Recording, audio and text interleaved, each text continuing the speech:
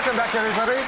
Although hair loss is something that's usually associated with men, more than half of women over the age of 50 will experience some form of it. And our next guest is here to offer some great advice. Please welcome Dr. Robert Jones. Welcome, Robert. Welcome.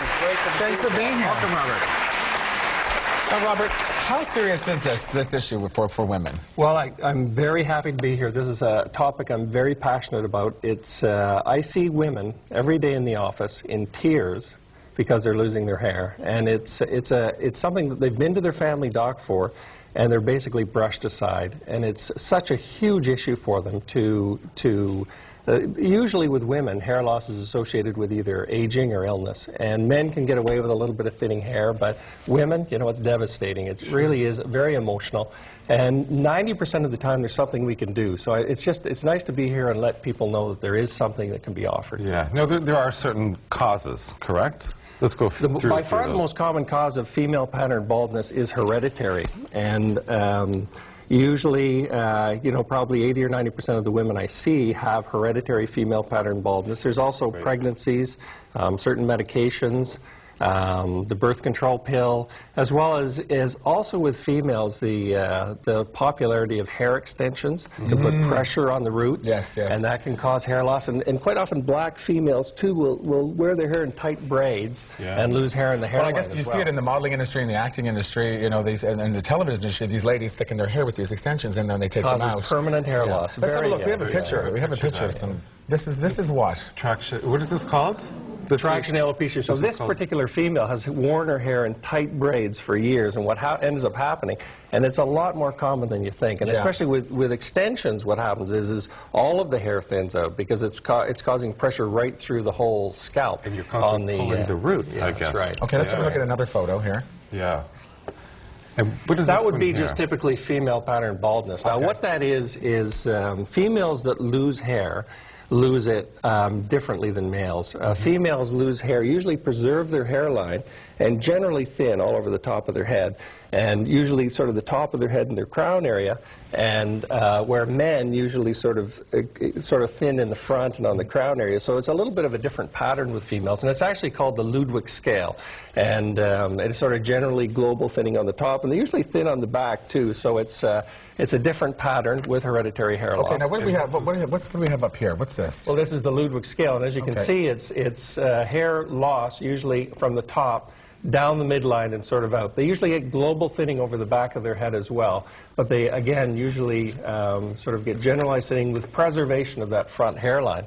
Right. Okay. Now let's talk a little bit about, you know, it seems to me like, you know, men, obviously, it's not a huge issue for men, but for women... It's a big issue for men, too. It's a big issue, of course. But a bigger issue, I think, I know that, females, but for women, it's a bigger issue, and the communication about it seems to be not as open. They're not as open about talking about it. Well, it's embarrassing, you know, and again, it's something that they go to their doctor for, and their doctor's used to dealing with people with serious illnesses, and they go in to see them, and most of the time they get brushed aside, but it's definitely with most females, there is something you can do. There are treatments. Okay, let's go through some of those. Yeah, let's go through.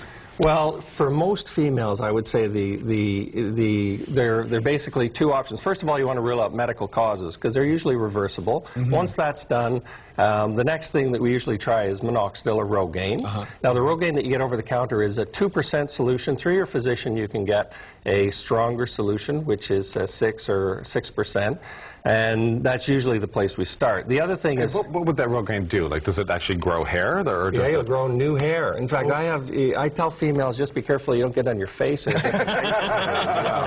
it will stimulate hair growth? Yeah, it will, for sure. Really? Wow, that's interesting. Now, the other is cosmetic options, and there's basically two options. One is I've got a few good people that make amazing sort of wigs that people can use that you know, there shouldn't be any embarrassment about wearing something like that if it makes you look good and you feel good about it. The other are cosmetic hair thickeners, and there's a number of these on the market. They're basically just tiny keratin or hair fibers that stick to your existing hair. And what we do is you just basically shake it on, and it makes your hair look thicker. I want to see this. So how does this work? So I'll show you. Actually, I've got thinning hair, so I'm going to show you on myself. So this is the fiber, and as you can see, it's a little bit thin up there. You know, I'm sort of losing some. I've had a hair transplant, but it's still a little bit thin. Oh, that's and so what you do is you just sort of shake it on. It's like salt and pepper. It's like a salt pepper shaker. My friends tease me and they say, when are you going to come out with the pepper shaker? Can I do it with you? Yeah, put a little on there. Sure. Pepper shaker.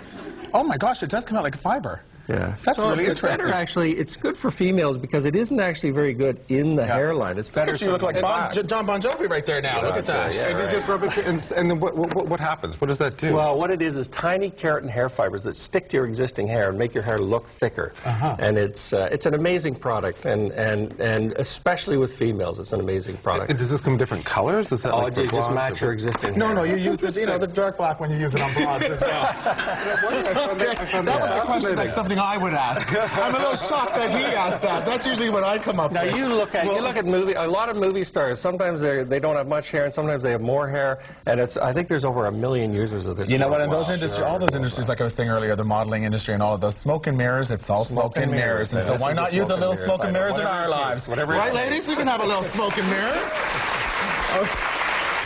And the next one, I guess, is a little more extreme. Is the hair transplant. Hair transplants are probably 1 in 20 or 1 in 30 females that I see actually they need a good donor site and a small area to cover. But again, that's a last resort. Thank you very much, Robert. And before Fantastic. we go, Robert brought something for our audience. You're all taking home a bottle of the Natural Fiber Building System Instant Hair. There we go. And everyone at home, go online for a chance to win a year's supply. Just check out our website for the details on All that. right, there's still lots more to come. We'll be right back. Thanks again so much. It was great. Thank you for being here with us. Great information.